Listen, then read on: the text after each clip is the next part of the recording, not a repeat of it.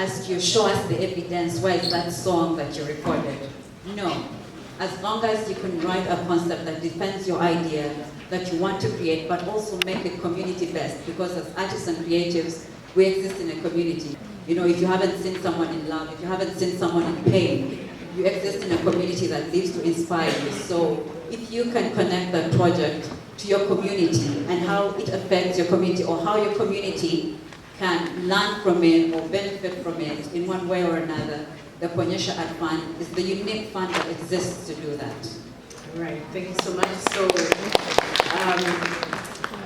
you need to tap into this, into the Kuonyesha Art Fund, because if you have said that it is open for you, it's not like you need to have a whole big CV. You know, you just need to have a good idea and defend it well, and then you can be part of it. I can testify that twice I have actually been helped by the Kuonyesha Art Fund.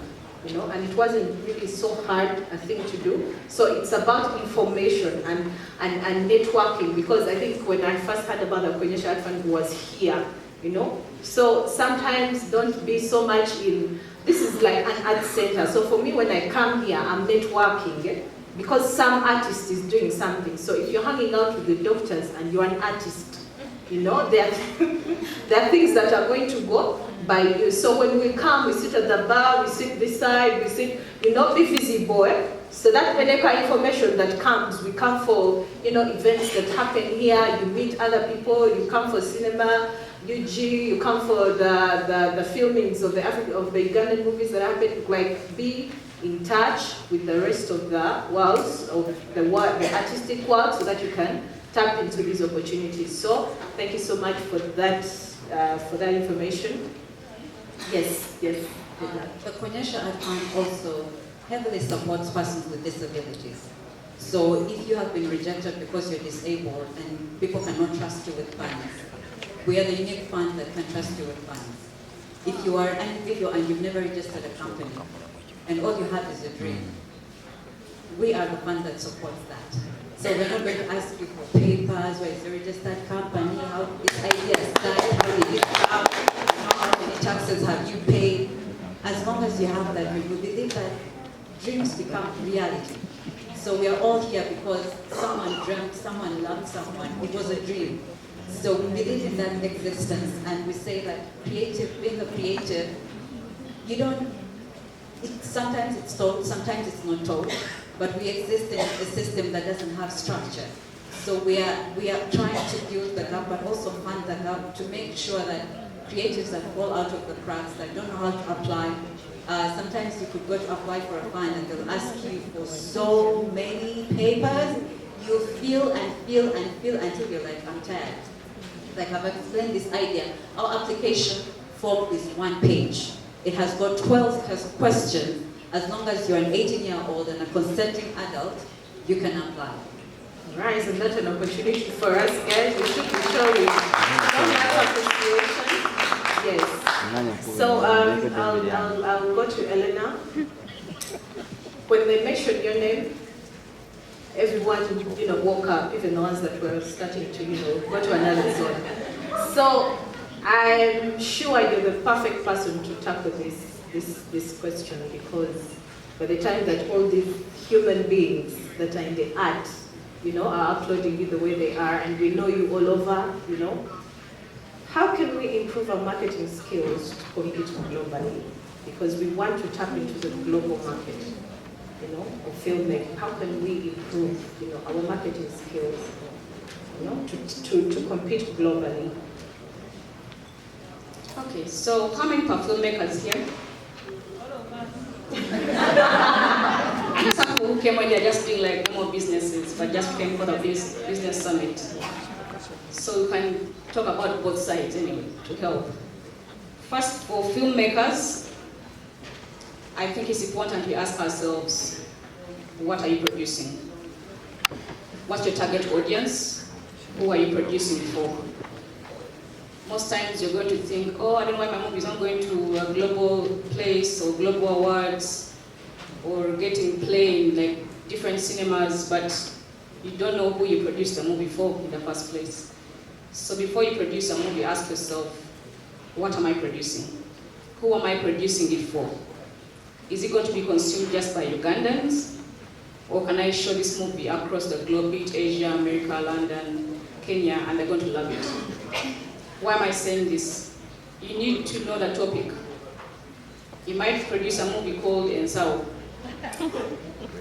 See, you laughed. But honestly, Ensao might be watched across the globe. Why? Because everybody holds a bag. I might not know what Ensao is in London, but then I watch the trailer and I know it's about this bag. They're moving around. So I want to watch it. Who am I producing it for? Is it the youth? Am I producing for someone in Katanga? Or am I producing for someone in Kampala, up here, or like, you know, across the globe? Once you know that, and you've answered yourself, then you're going to be able to globally market your movie. And back in 2019, you know, our vision as Nabwiso Films is to change people's lives through films. That's why most of our movies have that customer topic pinch in there, and leave you discussing.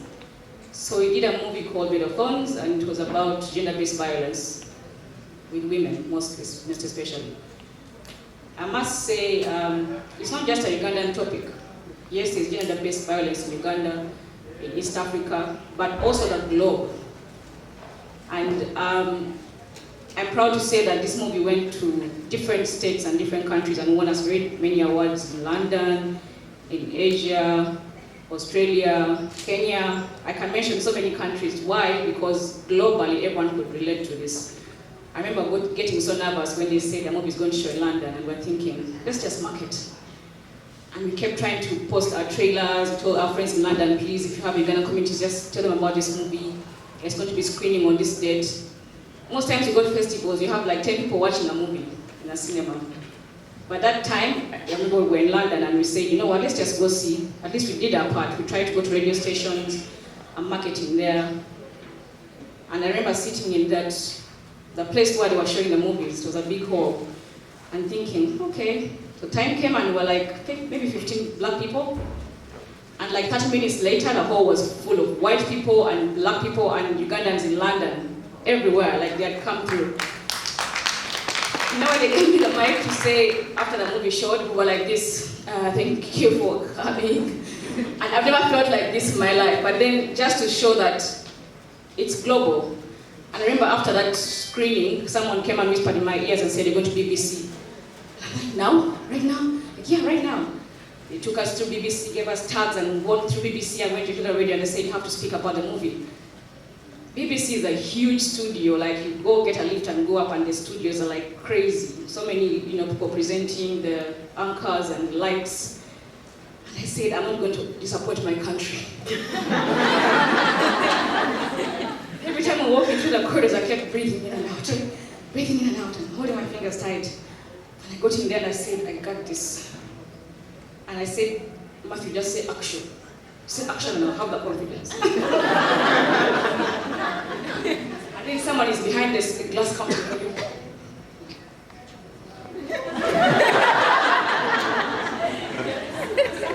And this is now live and I'm thinking, say it. Matthew, say action. I said, hi, my name is Helena Nabwiso and I made a first movie and I spoke about it so well and you know, everyone in the studio just was standing up to shake our hands and tell us about the movie. And this movie showed in all the cinemas there and just kept showing on and on and on. And we got so many connections from it. And organizations kept calling to use it and having the cast visit different places. So for me, this example I'll give because a global sale, a global marketing means you have done what it takes to relate to the rest of the world. Yeah? Also, but also let's not forget, if you've got the niche of your market, what quality are you producing? You might say, may I have like a Canon?